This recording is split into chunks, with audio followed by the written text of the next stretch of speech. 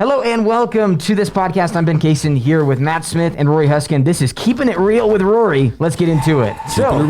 Keeping it real. Rory Huskin here, Matt Smith, Ben Kaysen. Yes. The guys. So episode 2. I'm just honored to be here again. So, I think the thing we definitely want to talk about today is who is Rory? One of the favorite parts, I've known Rory internally so well, but I think most people know Rory as the billboard guy, the guy that's on TV, the guy that's, the marketing side of Rory, and the number one roofing guy. That's who they know of Rory. But Rory is so many more layers than that. Rory is such a special human being, and just his presence when I'm hanging out with Rory makes me a better person. So I think we just want to peel a little bit of that layers. Tell us a little bit more about you. What's your story, Rory? The things that I think so many people don't know about you and your why. Yeah.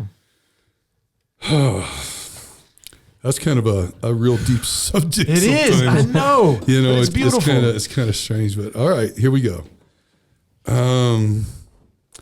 Rory. So look, I grew up in an alcoholic family. My dad was an alcoholic. It was not pleasant. We didn't have much growing up.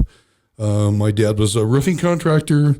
My grandfather was. Both my dad's brothers were roofing contractors.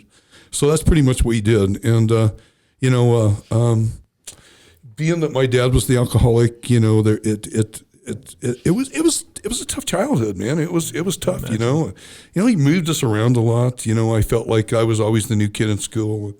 New kids in school, you got to fight. I learned how to fight, and I really didn't like being that person. I didn't. I didn't like being I felt like I had to be the bully because it kept me from being bullied, kind of. So anyway. When I was 16 years old, my dad quit drinking, and he moved us to Denver, and he started a roofing business, and things were going really, really good. I was really good in school.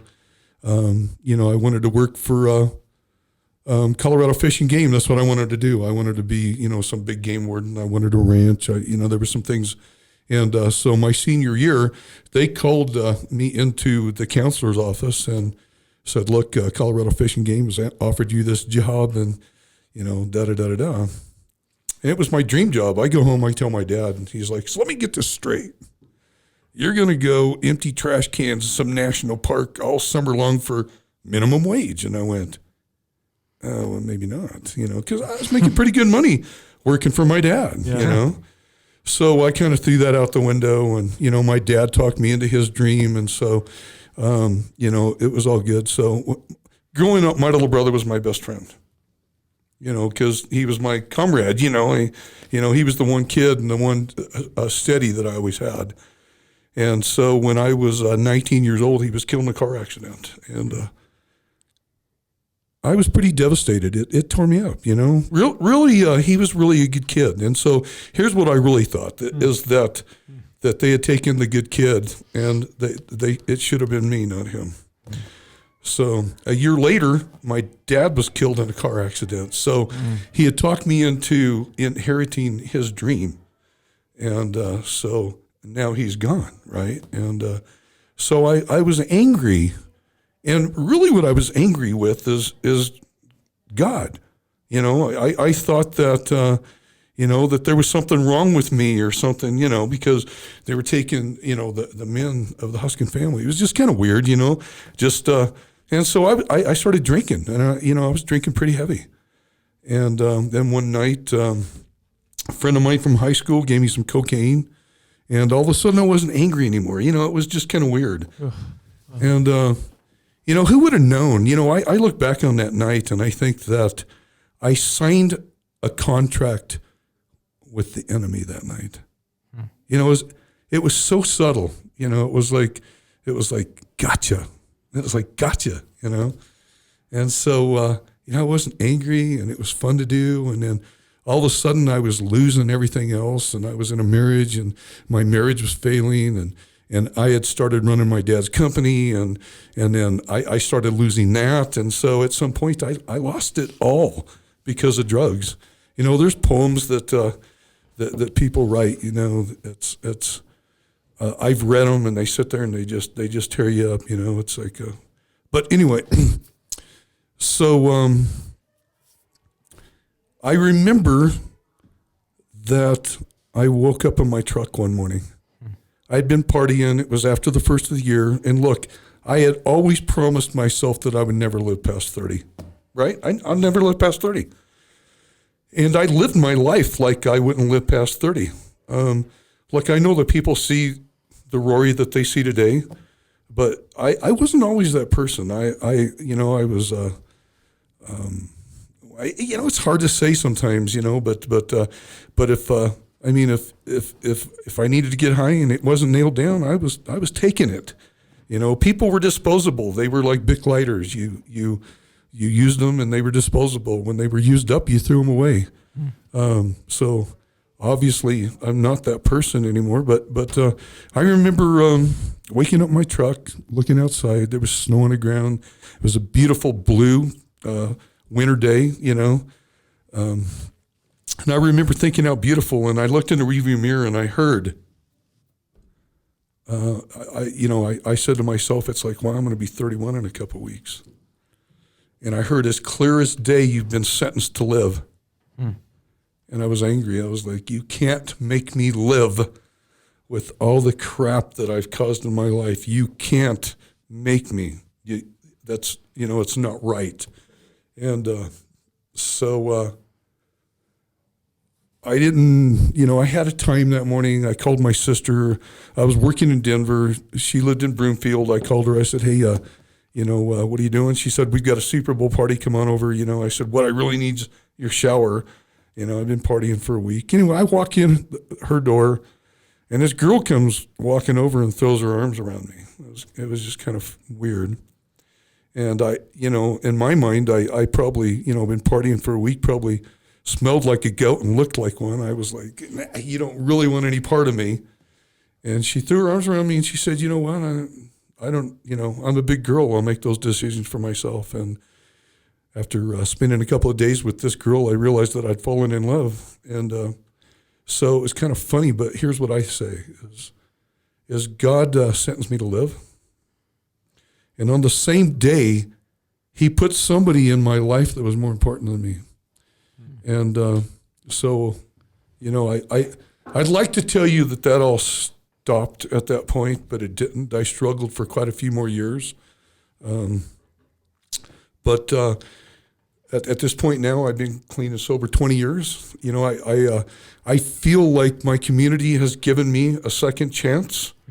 Pueblo gave me a second chance. And that's why I give back to Pueblo. It's the success that Pueblo, that Cornerstone Roofing and Rory Huskin has today is because of the community that we sow back into. So that's why we're so passionate about what we do back for our community. So I don't know if all that makes sense or not, but it's beautiful. And I think there's probably so many more layers to that we can talk about. But just, knowing that you're on every board you could possibly be on, you give back time, you give back money, you give back anything and everything you can for this community. It's a special thing, and it doesn't go unnoticed for sure. Tell us about your cover of your new title. Of the new CD. Tell us about that new title and why. So look, my passion was always to sing. It's what I wanted to do. Since I was a little kid, that's all I wanted to do. Look, I thought that people would probably laugh me, they wouldn't believe me.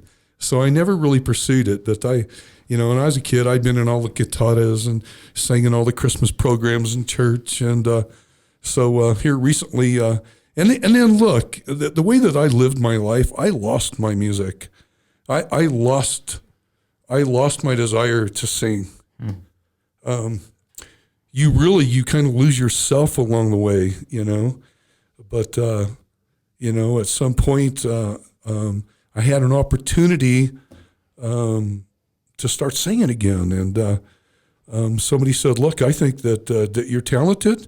I think that you have this gift and you have this message, and let's put it in words and put some music to it." And so I recorded an album. It's called "Sentenced to Live," and it's been a lot of fun. I hope to someday sing in the prisons. I hope to, that I can be a message to those people as well. Look, I think there's a lot of useful people in prisons. I think that the people that have drug and alcohol problems, it's not who they are. It's stuff that they do. Who they are the choices that they choose. You can, if I go into the prison, I tell them, like, who do you want to be? Who do you want to be?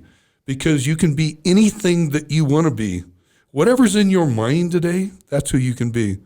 It takes the first step. So anyway, guys, sorry. I'll rattle on, It's important. I like it. So can you tell me a little bit about like the different charities and stuff that you were like actually, like you mentioned, to go to the prisons. Why are you passionate about those things? So it's no big secret. I've been in, with the trouble that I was in. Yeah.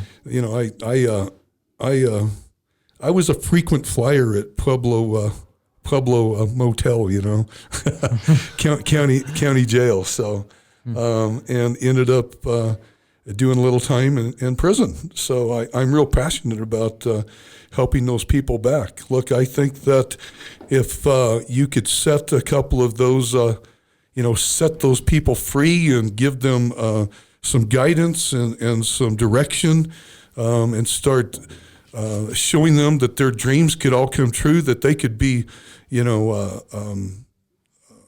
assets to any community, to their community, a Pueblo community, somebody full of grace and mercy, on fire. I mean, just think of the possibilities.